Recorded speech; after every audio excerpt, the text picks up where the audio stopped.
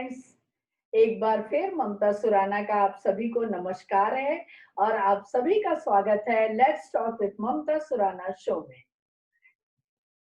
त्योहारों का दिन पास आ रहा है और जैसे कि हमारी परंपरा है कि हम हर त्योहार में दीपक तो लगाते ही हैं, साथ ही साथ रंगोली बनाने का भी उतना ही महत्व है।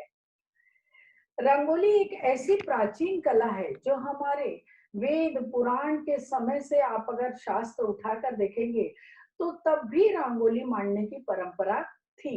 ये बात और हो सकती है कि उस समय ये अलग नाम से प्रचलित थी और अभी हम धीरे धीरे इसका स्वरूप भी बदलता गया और इसका नाम भी बदलता गया। पहले ये मांडना नाम से भी जानी जाती थी, अल्पना नाम से भी जानी जाती थी और वेदों के समय आप देखिए एक शब्द बहुत बार उपयोग में आता है, अलेपना। अलेपना का मतलब होता है लेपना, लेप लगा करके जो चीज बनाई जाती है उसे अल्पना या अलेपना। धीरे धीरे ये अलेपना या लेपना शब्द अल्पना में परिवर्तित होता गया। अल्पना बहुत प्रकार की चीजों से बनाया जाता था।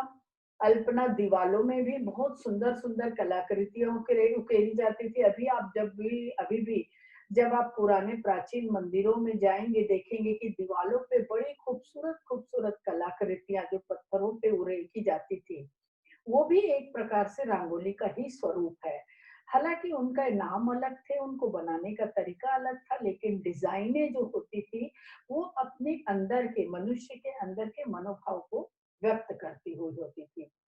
अल्पना को धीरे धीरे जब इसका स्वरूप बदलता गया तो गेरू से, छुई से, चूने से जमीन पे भी बनाई जाने लगी और इनकी जो आकृति है वो देवी देवता, कमल, मछली और जो छोटे छोटे से कंगूरे, इस टाइप की आकृतियों से इनका एक फिक्स पैटर्न होता था जो देखते ही आप समझ सकते थे कि ये अल्पना बनाया गया है।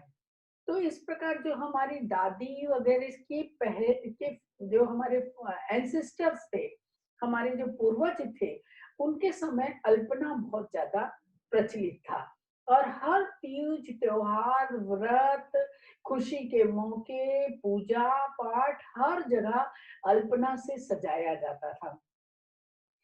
फिर इसी अल्पना का रूप कुछ रंगोली का स्वरूप लेता गया, जिसमें तरह तरह की जो डिजाइनें हैं वो बनाने लगे, लेकिन उनका जो माध्यम था वो बदल गया। चावल के आटे को कलर कर करके या चावल के आटे से बनाया गया, अनाजों के द्वारा सजाया गया। तरह तरह के अनाज ले लेते थे, अलग अलग कलर के अनाज को लेकर के उससे सजा करके डिजाइनें बनाई जाती थी और उसके बाद में फिर फूलों से बनने लग गई रंगोली।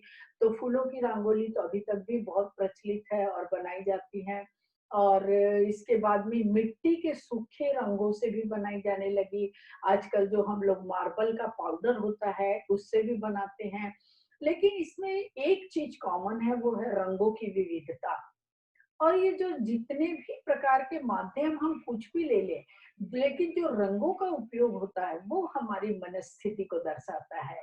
अगर आप सुर्ख रंग और फ्रेश कलर लेते हैं तो वो आपकी जो खुश मनोवृत्ति है, जो खुशी का माहौल है, वो दिखाता है। तो रंगोली के जो कलर होते हैं वो भी हमारी मनस्थिति को दिखाते हैं। रंगोली बनाना अत्यंत शुभ माना जाता है। ऐसा इसके पीछे कई सारी कहानियां, किंवदंतियां प्रचलित है। ऐसा माना जाता है कि रंगोली की शुरुआत जो है वो बहुत प्राचीन समय में एक राजा थे, उनके पुत्र की असमय मृत्यु हो गई थी। वो अत्यंत दुखी थे, तो उन्होंने देवता से आह्वान किया कि मेरे पुत्र को आप कैसे भी करके इस दुनिया में वापस लाइए। तो ब्रह्मा जी ने कहा कि आप अपने पुत्र का एक चित्र जमीन पर बनाएंगे और फिर उन्होंने वैसा, राजा ने वही किया कि अपने पुत्र का एक चित्र उन्होंने जमीन पे बनाया और ब्रह्मा जी ने उसमें प्राण फूंक दिए। तो तब से ये एक प्रथा प्रचलन में आई कि जमीन में आप किसी भी प्रकार की आकृति को उकेरिए तो वो फलदायी होती है, वो जीवन में खुशियां लाती है। और बस तभी से रंगोली का महत्व शुरू हो गया। तो उसके बाद जब राम भगवान वनवास से वापस आए, 14 वर्षों के वनवास के बाद वापस आए, तो उनके आगमन की खुशी में पूरे गांव में तरह तरह के रंगों से, तरह तरह के डिजाइनों से अपने घर को साफ सुंदर स्वच्छ करके सजाया गया। दीवालों पर चित्र बनाए गए, उनके आगमन पे जमीन पर चित्र बनाए गए, रंगों से तरह तरह की आकृतियां बनाई गई और यहाँ से रंगोली का स्वरूप चालू हुआ। ऐसा भी माना जाता है कि भगवान महावीर के निर्वाण दिवस की खुशी में भी दीपावली के दिन से इसी तरह छोटी छोटी डिजाइनें जो कि जिसका माध्यम अलग था, फूफू से बनाया जाता था, हल्दी से बनाया जाता था, लेकिन इस तरह की जो आकृतियां उकेरी जाती थी वो भी तभी से शुरुआत हुई। तो जैन धर्म में ऐसी मान्यता है। आज भी मंदिरों में भगवान के सामने, भगवान महावीर के सामने बहुत ही सुंदर सुंदर कलाकृतियां रंगोली से बनाई जाती है, उनके जन्म कल्याण के दिन में, उनके निर्वाण दिवस के दिन उपलक्ष्य में और हर छोटे मोटे त्योहार, पूजा पाठ, व्रत में जब हम अपनी खुशियां जाहिर करने वाले होते हैं तो इन रंगों के द्वारा, जिसे हम रंगोली का स्वरूप बोलते हैं, उसके द्वारा हम अपनी खुशी जाहिर करते हैं।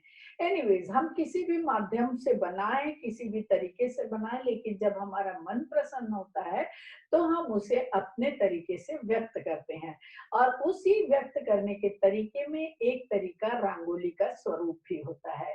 तो रंगोली धीरे धीरे बहुत ही कमर्शियल रूप लेती जा रही है, बहुत सुंदरता से, कलात्मक रूप से आगे बढ़ रही है। हालांकि इसका जो प्राचीन स्वरूप था, इसके पीछे जो भावनाएं थी, वो अब धीरे धीरे लुप्त होती जा रही है। कहीं ना कहीं इसके प्रति हमें सचेत होना चाहिए, सावधान होना चाहिए कि हमें वो अपनी संस्कृति को, अपनी भावनाओं को, जो इस रंगोली के पीछे का जो उद्देश्य है उसे नहीं खोना है, वो हमें फिर से जीवित रखना है।